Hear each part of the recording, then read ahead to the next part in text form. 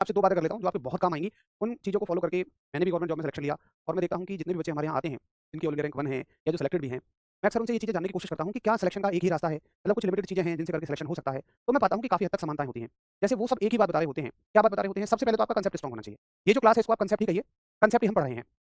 दूसरी चीज़ ठीक है, मैं अर्धचालक के बारे में बता दूँगा भाई। दूसरी चीज़ आपको करनी होती है प्रैक्टिस। प्रैक्टिस का मतलब क्या होता है? देखो आप कितनी भी थ्योरी पढ़ लो, लेकिन आप उससे बनने वाले सभी सवालों को उसी थ्योरी से कवर नहीं कर सकते हो। उसके लिए आपको प्रैक्टिस करने की ज़रूरत पड़ती है। प्रैक्टिस में ही ये पता लगता है कि इस टॉपिक से जो मैंने थ्योरी पढ़ी है, जैसे देखो कांसेप्ट का मतलब क्या होता है, मुझे ये क्लियर हो गया कि भाई सुचालक का मतलब हो गया, कंडक्टर का मतलब हो गया, जिसमें से होकर विद्युत धारा बह सकती है। इसको बोलते हैं कांसेप्ट। अब इससे बनने वाले क्या-क्या क्वेश्चन हो सकते हैं? लेकिन ये क्वेश्चन तो इससे कवर नहीं होगा कि सोना सुचालक है या नहीं है, चांदी सुचालक है या नहीं है। तो उसके लिए आपको प्रैक्टिस ही करनी होती है। इसलिए कोई भी साथी प्रैक्टिस क्लास को गलती से भी मत छोड़ देना। ठीक है? तीसरी चीज़, आप क्लास में कुछ सीख रहे हैं, आप प्रैक्टिस में कुछ सीख रहे हैं, बहुत ज़्यादा ज़रूरी होता है कि आप इनका रिवीजन करें। सबसे ज़्यादा ज़रूरी है कि आप इनका रिवीजन करें। भैया अल्टीमेट टारगेट क्या है? क्या एग्ज़ाम में आपके साथ में मैं जाऊँगा? जी नहीं। क्या आपकी नोटबुक जाएगी? जी नहीं। एग्ज़ाम में आपके साथ कौन जाएगा? आपका भेजा जाएगा, आपकी मुंडी जाएगी। इसमें कितना डेटा स्टोर है, यही तय करेगा कि आप एग्ज़ाम क्रैक कर सकते हो या नहीं। क्या आपकी दिमागी क्षमताएँ वाक़ई इतनी हैं कि मैंने एक बार पढ़ा दिया तो आपको ये जन्म-जन्मांतर तक याद हो जाएँगी? क्या 17 नवंबर तक ये आपको याद हो जाएगा आज का पढ़ा हुआ? बिल्कुल भी नहीं है। क्या इसमें आपकी गलती है? नहीं। आपका दिमाग भूलने के लिए बना होता है। मैं बहुत गहरी बात बता रहा हूँ, आपका दिमाग याद रखने के लिए नहीं डिज़ाइन किया नेचर ने। नेचर ने आपके दिमाग को भूलने के लिए बनाया है। क्यों बनाया है? आप दिन भर में बस में बैठे चले जा रहे हो, दुनिया भर की दुकानों के नाम पढ़ते चले जा रहे हो। इसी ठेले पे लिख रहा है मोहन चाट भंडार, इसी दुकान पे लिख रहा है अग्रवाल सैनिटरी स्टोर, इसी दुकान पे लिख रहा है लालू राम की हलवाई, लालू राम की जलेबियाँ। तो अगर इन चीज़ों को दिन भर में अपने दोस्तों से इधर-उधर के नाम-शनाम बातें करते हो खाम-खा वाली, अगर दिमाग इन चीज़ों को याद रखना शुरू कर दे, तो भैया आप पगला जाओगे। जो चीज़ें आप याद रखते हो, उनके ड्रीम्स आते हैं, सपने आते हैं, आपके थॉट्स में वो चीज़ें आती हैं। अगर इन चीज़ों के सपने आने लग गए, इन चीज़ों के विचार आने लगे, तो आप पगला जाओगे। काम की चीज़ों के लिए जगह ही नहीं रह जाएगी। तो जब आप सो रहे होते हैं, दिमाग आपके इन्फॉर्मेशन को डिलीट करता है, आप ऐसे समझ लीजिए।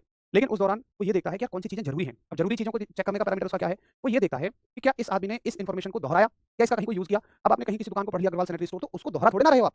दिमाग कहेगा ठीक है, ये बेकार की इन्फॉर्मेशन है। दोस्तों से हुई गपशप को आप दोहरा थोड़ी ना रहे हैं या उसको रिवाइज़ करते हैं कि भाई उसके लिए कहा, कुछ नहीं, वो उसको डिलीट कर देगा। साथ में इसको भी नहीं दोहराओगे, इसको भी डिलीट कर देगा। कम से कम एक बार दोहरा लोगे सोने से पहले, तो दिमाग सोते समय ये देखेगा यार इसने इसको 2 बार पढ़ा है, 2 बार दिमाग में ये चीज़ आई है, इसका मतलब इसके लिए ज़रूरी है और वो उसको एक परमानेंट मेमोरी में डाल देता है।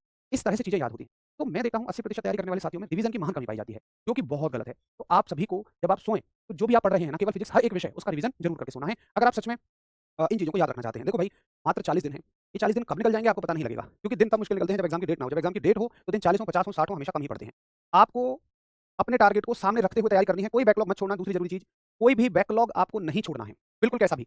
बैकलॉग का मतलब ऐसा नहीं है 4-6 क्लासों का लोड इकट्ठा कर लो। क्योंकि 17 नव 40 दिन बाद, आज से 40 दिन कब हो जाएँगे भाई? आज है आपकी डेट 15 है ना? तो लगभग 15 तक ये 30 दिन हो जाएँगे और लगभग 25 या मान लो 30 तारीख तक ये आपके 40 दिन लगभग हो जाएँगे। मतलब मैं 5 संडे भी काट के चल रहा हूँ। 5-5 संडे काट लूँ, तो आप पकड़ो 5 नवंबर तक, आपके 40 दिन हो जाएँगे करीब।